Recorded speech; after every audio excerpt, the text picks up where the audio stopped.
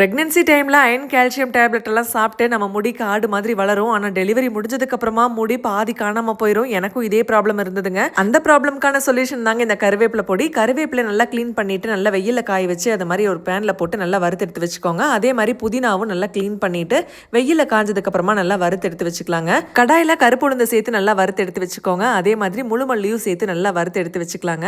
இப்போ குருமிளகு, சீரகம் இது எல்லாத்தையும் வறுத்து தனித்தனியாக எடுத்து வச்சுக்கோங்க.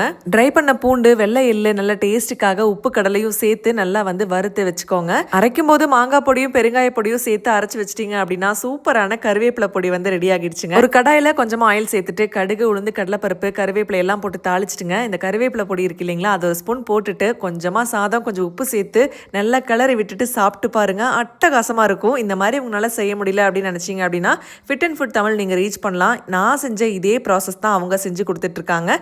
ரொம்ப ரொம்ப டேஸ்டியா இருந்தது. நானும் வாங்கி ட்ரை பண்ணேன். காம்போ ஆஃபர்ஸ்ல இப்போ பயோட்டின் பவுடரும் கொடுத்துட்டு இருக்காங்க. தேவைப்பட்டுச்சுன்னா ஆர்டர் பிளேஸ் பண்ணி வாங்கிக்கோங்க.